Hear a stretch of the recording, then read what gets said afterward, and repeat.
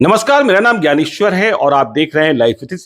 देखिए, मैं इस वक्त दिल्ली में हूं और मेरे साथ सुप्रीम कोर्ट के लॉयर एके सिंह साहब हैं। एके सिंह साहब से आज हम सवाल लेना चाहते हैं। आपका स्वागत है एके सिंह साहब। जी नमस्कार। देखिए, देश में एक नया विवाद पैदा हो गया है, भूचाल सा आ गया है कि राहुल गांधी को सजा मिल गई मानहानि के मुकदमे में, आईपीसी 500, जिसका अधिकतम इस्तेमाल किया गया। 2 वर्ष की सजा थी और 2 वर्ष की ही सजा दे दी गई, क्योंकि राहुल गांधी ने एक चुनावी सभा में कुछ ऐसा कह दिया था। चुनावी सभाओं में बहुत सारी बातें कही जाती है। देखिए, मैं बिहार के संदर्भ में जाना चाहता हूं। आप भी बिहार के रहने वाले हैं, बिहार के पूर्णिया से आते हैं, मुझे पता है। तो अब तो देखिए, राहुल गांधी को जो सजा मिली, इसके बाद बहुत सारे ऐसे बयान सामने आएंगे और इसके बाद क्या क्या होगा, मैं आपको यह जानना चाहता हूं, आपसे जानना चाहता हूं कि आप ये बताइए कि राहुल गांधी को तो सजा मिल गई, लेकिन कभी नीतीश कुमार के डीएनए पर भी सवाल उठाया गया था। तब लोगों ने इसे राजनीतिक बयानबाजी ही समझा था। लेकिन आज कोई नीतीश कुमार के डीएनए पर या बिहार के डीएनए पर सवाल उठा दे तो क्या सजा हो जाएगी या मानहानि हो जाएगा? देखिए, इस मामले में नीतीश कुमार के पास तो लीगल राइट्स तो अवेलेबल है। वो अपना लीगल प्रोसिक्यूशन लॉन्च कर सकते हैं। जी। ठीक है। तो चूंकि जो पॉलिटिकल बयानबाजी होती है, अगर आप किसी गिवन फैक्ट्स एंड सर्कमस्टांसेस में आप बोलते हो, जी। राइट, जैसे उनको कई बार पलटू राम भी कहा गया, तो अगर आपके पास अगर एग्जैक्ट फैक्ट्स हैं कि सर्टेन डेट को उन्होंने एक्स वादे किए, सर्टेन डेट को उन्होंने उस वादे से पलट गए, और तब आप उनको पॉलिटिकली पलटू राम कहते हैं, जो कि फैक्चुअल चीजों पे वो खरा उतर रहा है, तो वो कहीं से डिफेमेशन की कैटेगरी में नहीं आएगा, राइट।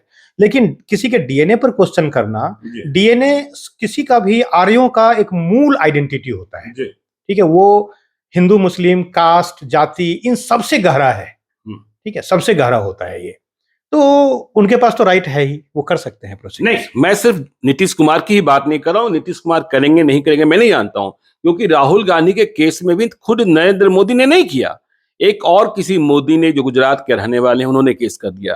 तो अब तो ऐसा भी हुआ कि नीतीश कुमार के समर्थक या बिहार का कोई भी लोग इस तरीके के बयानबाजी में आकर सामने कूद जाएगा और कहेगा कि इससे बिहार का अपमान हुआ है, मेरे नेता का अपमान हुआ है, और डिफेमेशन सूट फाइल हो जाएगा। फाइल कर सकता है। देखिए, राहुल गांधी वाला संदर्भ थोड़ा डिफरेंट था। उसमें एक पर्टिकुलर सरनेम को उठाया गया था, और पर्टिकुलर सरनेम एक जाति विशेष की टिप्पणी थी।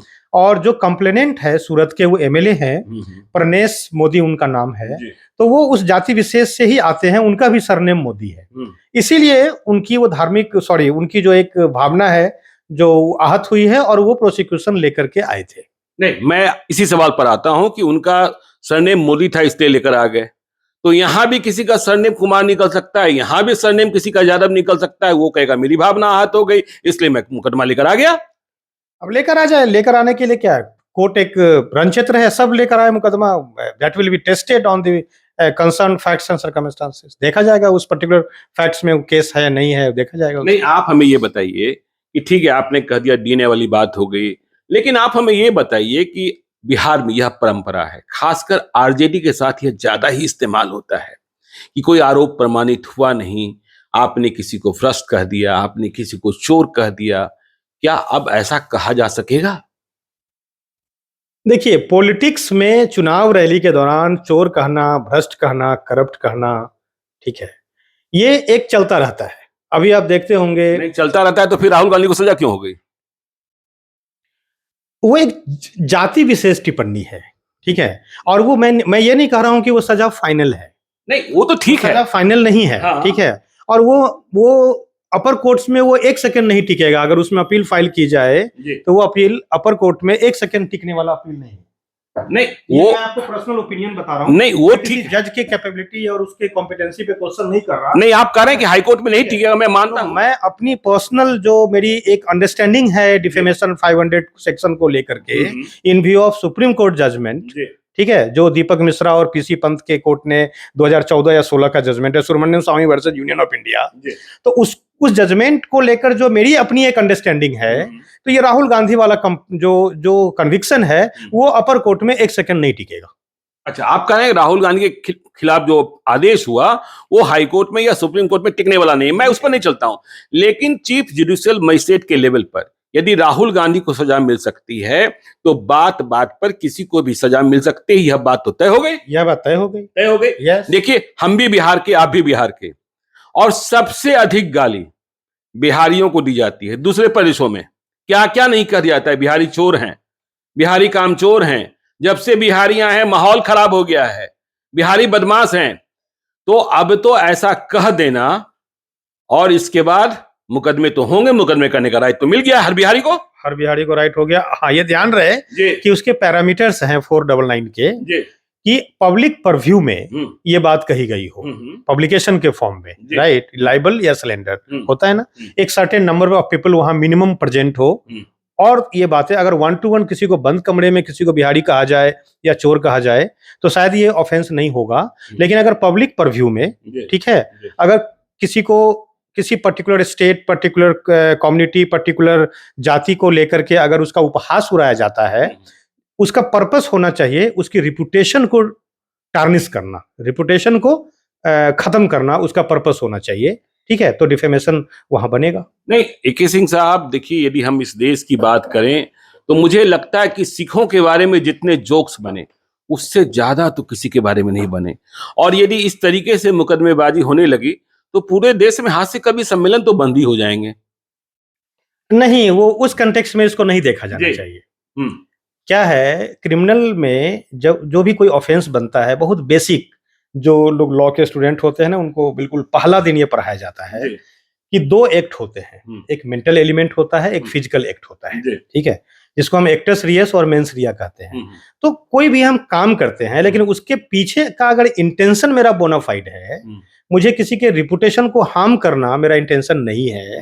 अब जैसे कि जोक्स में होता है, हस्बैंड वाइफ पे भी जोक बनते हैं, सरदारों पे जोक्स बनते हैं, ठीक है, बहुत सारे कम्युनिटी है, ठीक है, जिसके ऊपर जोक्स लोग बनते हैं, सुनाते हैं। कई बार आप देखेंगे कि जो हंसने वालों में भी सरदार बैठे हैं, वो भी हंसते हैं, क्योंकि उनको ये पता होता है कि इसको सुनाने का जो पर्पस है वो कहीं से मेरा रिपुटेशन को टार्निश करना मेरा इसका ऑब्जेक्टिव नहीं है, समझ। इसीलिए वो 400 जो हेल्दी कमेंट्स होते हैं ना, वो 499 में वो प्रोसिक्यूट नहीं होते। चलिए, आपने कहा 499 में हेल्दी कमेंट्स नहीं होते प्रोसिक्यूट, लेकिन हम समझना ये चाहते हैं बिहार के संदर्भ में, और आप भी जानते हैं क्या क्या होता है। कहा यह जाता है, देखिए, हम बार बार सुनते हैं कि कह दिया जाता है बिहार में ये फला गैंग, ये यादव गैंग, ये भूमियार गैंग, ये राजपूत गैंग, बिहार के सारे थानेदार चोर, बिहार के सारे CO BDO चोर, मंत्री चोर। अब क्या होगा?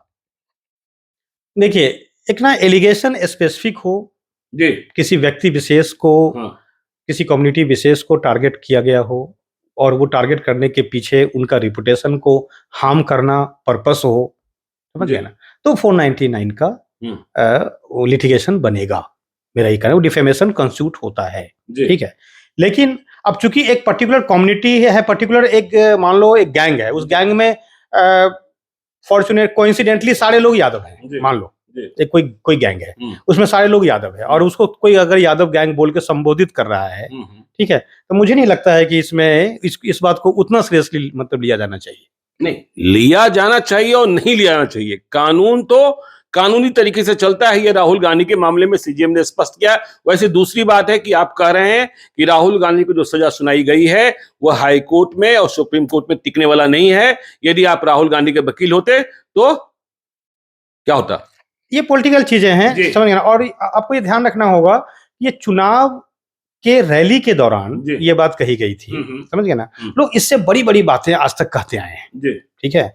मुझे याद है कि मैं खुद विक्टिम रहा हूं। स्टूडेंट लाइफ में हम लोग बॉम्बे एग्जाम देने जाते थे, हमें स्टेशन से मार के भगा दिया जाता था। वहां के एक पर्टिकुलर सेना के ग्रुप होते थे और हमें एग्जाम नहीं दिया, मतलब देने दिया जाता था और हमें बिहारी बोल करके हमें उपहास किया जाता था और सेंटर पे जाके मेरी कॉपी फाड़ दी जाती थी, ठीक है। तो ये इस देश में इस तरह की चीजें तो चलती रहती हैं, ठीक है। और इससे भी बड़ी बड़ी बातें मायावती अपने रैली में सैकड़ों बार बोल चुकी होगी कि तलवार क्या है वो जूते, हाँ, तिलक तराजू और तलवार इनको मारो, जो भी XYZ, राइट। तो किसी ने आज तक तो उनको डिफेमेशन का नोटिस नहीं भेजा। नहीं, तो परंपरा शुरू हो गई ना।